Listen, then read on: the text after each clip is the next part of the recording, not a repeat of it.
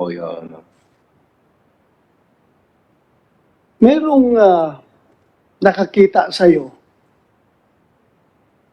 kasama ka pang isa, na after na hold yung anim doon sa Manila Arena, nakita ka at kasama yung isa na ginagather mo yung mga gamit ng mga nawawalang tao, yung nahuhold na tao. Anong masasabi mo dito? Sorry po, Your Honor. Hindi ko alam yun. Sigurado ka, huwag ka magsinungaling dahil you're Opo, under oath, ha? Opo, Your Honor. Nakita ka ng isang nag-occupy doon sa kabilang adjacent na, anong tawag yan? Yung bahay na, farmhouse. Farmhouse na inoccupy ng grupo na na-hold yung 6 na tao. May isang tao doon sa kabilang farmhouse na doon sila naka-standby at nakita ka na kinuha mo lahat ng gamit doon sa farmhouse na yon, yung 6 na nawawala. Sorry po, Your Honor. Hindi ko alam. Hindi mo alam. Opo. Sino kasama mo nung panahon na yon? Bali, nag-assume lang ako sa kasamahan ko sa pang-araw. Yung duty ko, 7 p.m. to 7 a.m. Sino kasama mo? Sige, magbanggit ka naman. Kasama mo doon. Nakita sila ngayon, Your Honor. Si Sila lahat. Matiliano. Sila po yung na-assuman ko nung time na Si John Ray Consolacion, kasama mo, hindi? abali sila yung sa kabila. Ha? Opo, Your Honor. Kasama mo siya? Opo, Your Honor. Kasi kayong dalawa ni John Ray Consolacion, nakita na pinagpupulot niyo, ginagather niyo yung mga gamit ng mga nawawala na 6. Hindi ko na alam yun, Your Honor. Hindi mo alam. Okay, hindi mo alam. Thank you, Your Honor. Do you have questions? CID. Robert? Yeah, go ahead, sir. Go ahead. Kay Police Major General Cruz of the CIDG para marinig ng ating mga resource persons ito. Kunyari sa criminal law, pag-usapan natin. Kunyari itong mga nawawalan tao ay hindi nagbabakasyon at talagang illegally detained against their will. Anong crime po ito, sir? Sir, Serious? ang aming serious illegal detention, but if we have seen that there is the elements of kidnapping, the same thing as a kidnapping. Yeah, both are non-bailable. Tama? Yes, sir. With the confirmation from the DOJ, Attorney Orta. Both are non-bailable. Tama, no? Non-bailable. Yes, sir. Oh, kahit anong pa nga itawag mo dyan, serious illegal detention, kidnapping, non-bailable. Yes, sir, Your Honor. Let us say, madiscover natin in the future na unfortunately may namatay o pinatay lahat. Is it an additional crime of murder, Mr. General? I think so, sir. Correct. Additional Yes, sir. crime of murder, also non-bailable. Yes, sir. Tama. Yes, Your Honor. In effect, ang tawag dito, sa lumang two capital crimes ito. Sa lumang terminology pa. Okay, 2 potentially non-bailable crimes. At tama ba, Attorney George Orta of the DOJ? Sir, President, if the evidence of guilt is strong, Yeah. then it's correct. Correct. It's non-bailable. Yeah, correct. Hindi naman tayo magcha-charge siguro ng hindi malakas ang ebidensya. That's why we're taking time here. So, yan lang po yung gusto kong malaman ng lahat. I mean, and then in chess, naglalaro din ng chess ang ating chairman. There are the pieces, the king, the queen, the rook, the bishop, the knight, and the pawn. Meron po mga piyesang sinasakripisyo. I hope you do not allow yourselves to be the pawn which is just sacrificed in a game of chess. Kawawa naman. I mean, kawawa kayo. These are non-bailable crimes. Kaya, and what is the, if somebody knows something, wants to get out of a system or a syndicate, what do you advise him to do? What is our remedy? Do we have a witness protection program? Do we have something like that, General and Yusek? We have in the DOJ, Mr. President, the Witness Protection Program, the qualification of which would depend, of course, on the circumstances. But it's also always an option. Yeah, if someone feels that he's being sacrificed, can he run to that witness protection program to tell what he knows, but he will be protected by the government? Garantisado dapat ang protection ng gobyerno. Tama ba, Yusek? Tama po, Mr. President, kung magka-qualify po sila. Anyway, hindi naman si IDG nag-handle ng witness protection program, kaya hindi na lang si Major General Cruz ang sasagot. Apo. Sige. So, Chairman, yun lang po yung gusto ko i-clarify kasi plus, pag malaman pa ni Chairman na nagsisinungaling under oath, another crime. But this one is at least it's not a non-bailable crime, no? Sige po, Mr. Chairman. Thank you. Thank you, Senator Pimentel. Roberto Meteliano. Magandang hapon po, Your Honor. So you are employee of Alpha Red Management Systems Incorporated. Opo, Your Honor. Ano itong Alpha Red Management Systems Incorporated? Company po. Company. Opo. Hindi ito security agency. Hindi po. Hindi ito security agency, ha? Hindi po. Anong trabaho ng Alpha Red Management Systems Incorporated? Anong ginagawa ninyo?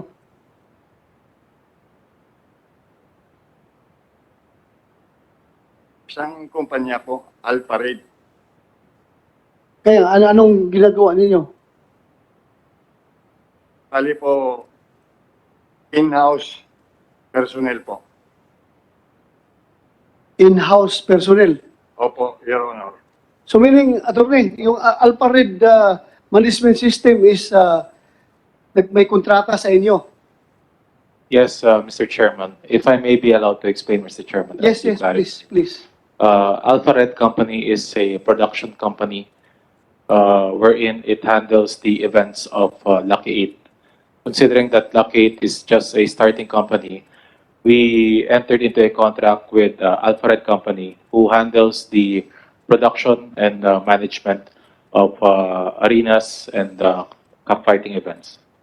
So it's a separate contract. So kasama doon sa services na being offered or being rendered by Alpha Red Management System, yung roving guards. I wouldn't say that they are security guards, Mr. Chairman, but they are roving personnel. They are asked to be assigned in the perimeters and be rotated once in a while. Primarily, they also assist vehicles that comes in and those na, I would say, nagbababa na mga gamit. Okay. So basically, that is their task. And on top of that, in addition, there are also uniformed personnel in the said perimeter. So Anong uniform nila?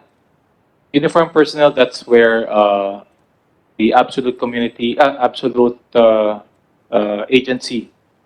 Yun. Yes. Yun ang agency. Yes, Mr. Chair. Security agency.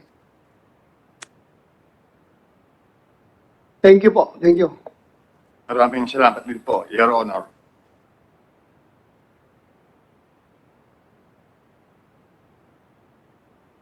Mr. Rodelio Burican. Magandang hapon po, Your Honor, at saka dito sa lahat nandito sa Senado. Saan po kayo nagjo-duty? In-house personnel po ako sa Game Farm na tagpuan sa Barangay Tangob, Lipa City. Doon lang, sa Lipa. Opo. Roving din po kasi kami. Parang pag may saan po yung event, nandun din po kami. So palipat-lipat ka. Pwede ka mag-Manila, pwede ka sa Santa Cruz. Opo, Your Honor, depende po sa event.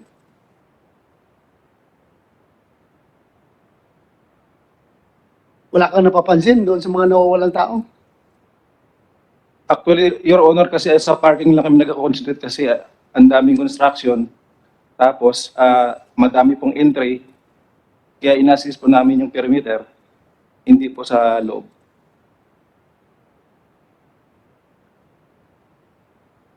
Thank you. Salamat po. Rafi Fuentes. Yes. Magandang hapon po, Your Honor. Ang trabaho mo. Bali, Your Honor, ako isang security personnel din po sa Marina Arena. Bali, ako yung nagre-receive ng mga entry at saka sa pag-pull out ng mga entry po.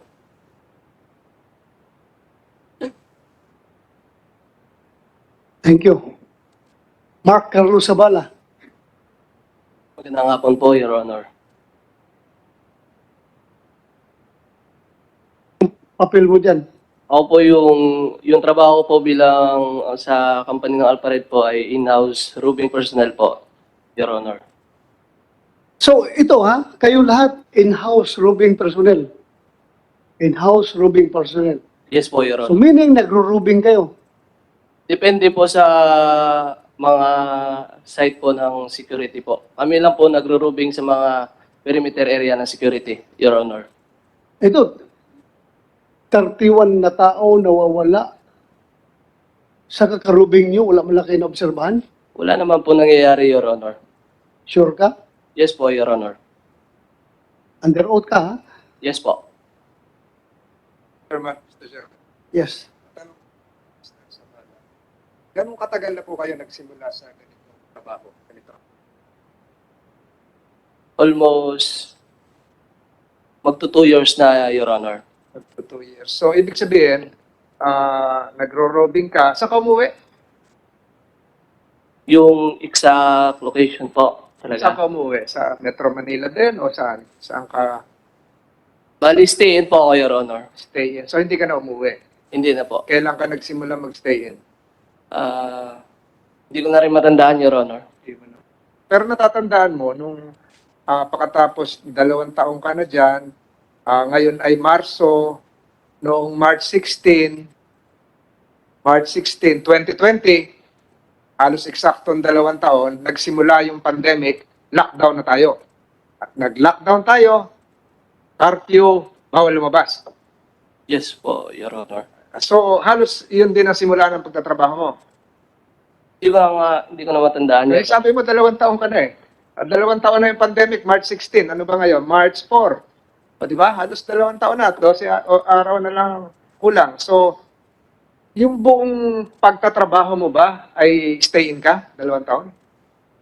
Yes po, Your Honor. So, hindi ka na umuwi. 2 taon. Ngayon ka lang nakaluwas. Bali, may bakasyon din po ako, Your Honor. May bakasyon. So, bakasyon, off ka siguro na ilang araw, babalik ka. Mga 15 days po, Your Honor. Matagal, kalahating buwan ng bakasyon mo. So, pagpasok mo uli, tuloy yung trabaho, roving pa uli, exempted ba kayo sa mga IATF regulations na nakakalabas ka? Kasi ang nakakalabas lang nun yung APOR, authorized persons outside of residence, frontliners, naka-checkpoint ang mga pulis. So, paano ka nakakalabas-labas ng ganon? Every 15 days. Nung kasagsagan ng COVID, noong araw kasi ang tawag, ECQ, MECQ, wala pa itong mga alert level. Nung panahon po ng COVID, Your Honor, na stay na po ako sa Stay in. Lipa po.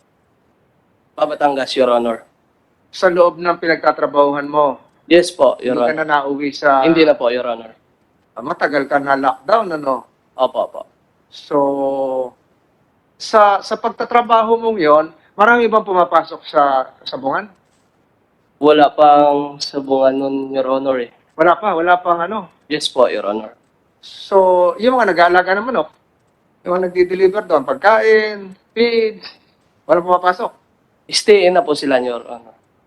Hindi, delivery na, doon na rin ginagawa ang feed sa loob. Hindi po. Yung mga nagtatrabaho doon, stay in po. Pero yung nagdi-deliver, labas din po. So, ibig sabihin, maraming activities. At bilang bahagi ng mga nagbabantay doon, lahat ng pumapasok siguro, may pinapakita mga IATF cards na sila ay exempt sa checkpoint, sa curfew. Ganun ba? Yes po, Your Honor. Ayun. So, na-witness mo yung lockdown lahat hanggang ngayon, alert level 1. Ang pinagtataka ko lang, Mr. Chairman, bakit parang maluwag yung application ng IATF rules doon. Samantalang tayo rito sa Senado, nag-lockdown tayo rito, wala nakakalabas ng Metro Manila, kailangan pa na hulihin ka ni Secretary Anyo, checkpoint. Ito, napakaluwag. So siguro hanggang ngayon, yun pa rin ang iniisip ko simula kanina. Tuloy ang construction, tuloy ang delivery ng feeds.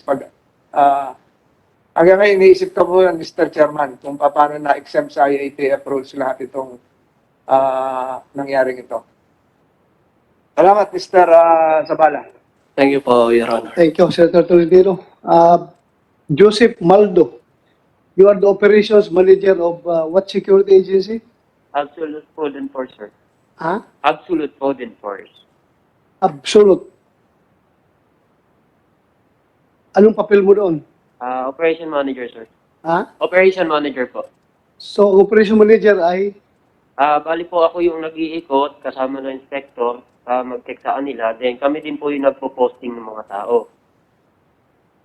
so ikaw lisensyado ka na security Officer po. licensed security professional ka. Yan ang term ngayon Yes, sir. ng PNP. Opo. LSP ka. Itong 6 na insidente ng disappearance ng grupo ng mga tao. Hindi nakarating sa atensyon mo? Hindi po, sir. Wala po kasi na-report ng mga anomalyang nangyayari sa site. Yung pag-iikot naman po, post-to-post inspection naman po ang ginagawa namin. Dapat yung gwardiya mo doon, Supposed to na be po nakaposte doon, dapat mag-report sa'yo kung may nangyayari, di ba? Opo. So meaning, Wala po silang na-report. meaning, pag later ma-discover namin or ma-prove talaga through investigation na may nangyari doon, then yung gwardiya mo na uniform, hindi nag-report sa'yo, at ikaw hindi ka nag-report sa proper authority, may pananagutan kayo. Sige po, sir. Klaro ba? Klaro naman po. May pananagutan kayo pag hindi kayo gumawa ng report. Opo. Di ba? Kasi ano pang gamit na security guard kayo? You are there not as private army. Hindi kayo private army, kundi Yes, sir. security Guard. guard. Any security agency or licensed security professional for that matter who are engaged in giving services like that of private army ay violation yan sa yung batas na nag-govern sa inyo. So may panagutan kayo dyan. Napakalaki yung pananagutan dyan. Aside from yung pagkakulong, may pera pa kayong babayaran dyan. Okay. Si IDG, you told the secretariat that meron kayong dala dyan na i-present dito. May dala ba kayo dyan witness na i-present dito?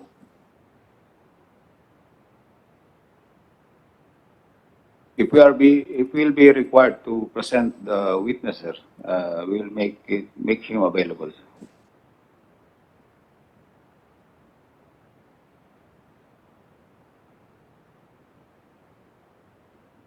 Ay, andito naman tayo. I-present ninyo. Sino yung mga nandyan? I understand they come from case number 5. Case number 5. So, I am giving you the liberty to decide. Kung gusto niyo i-present dito, this committee is open. Kung gusto niyo i-present.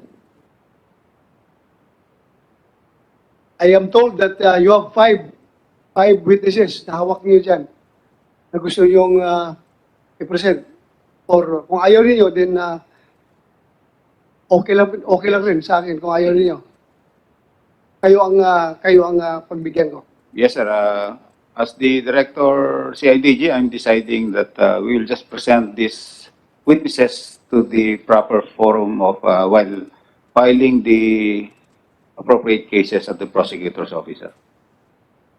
So, hindi niyo i-present ngayon? Yes, sir. We'll just present it to the prosecutor's office. Okay. Thank you. Thank you, sir. Thank you. Salamat. Any more questions? from our colleagues dyan sa online, meron pa kayong tanong? So if there's none, I think for the criminal aspect of the disappearance of this 34 Sabongeros, CIDG is already taking care of that. So, I wish you good luck, CIDG. For La Patria, good luck sa inyong effort. Sana you won't fail the Filipino people. Ayusin yung trabaho ninyo because everybody's watching us. Everybody's watching us. Every move that you will make ay binabantayan kayo kung ano talaga. Okay? Yes, Your Honor. So, again, nagpapasalamat ako sa inyo, sa inyong lahat.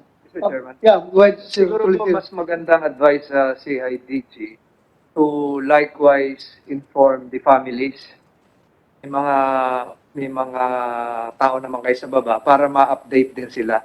Para hindi na lang pupunta lagi sa committee yung mga pamilyang narinig nyo kanina. Kayo na siguro ang advice ko, sir. Kayo na ang tumawag. O, ganito, may hearing na kami, ganito. Para naman sa ganun ay lumuwag-luwag yung kalooban nila.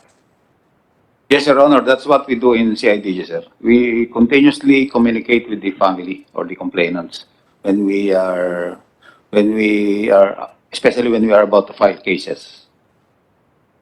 Okay, before I forget, Attorney Emeterio Dungalo Jr., RD of NBI NCR, you want to share something with this to this committee, please?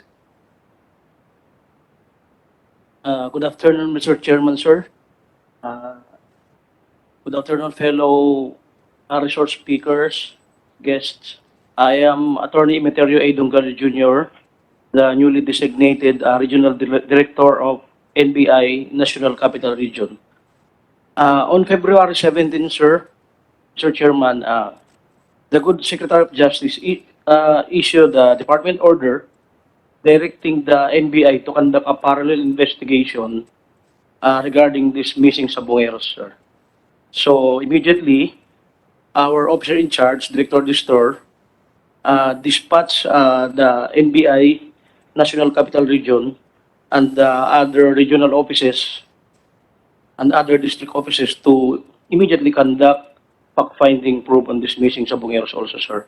So on our end, we are also conducting a fact-finding investigation and to inform the body, we are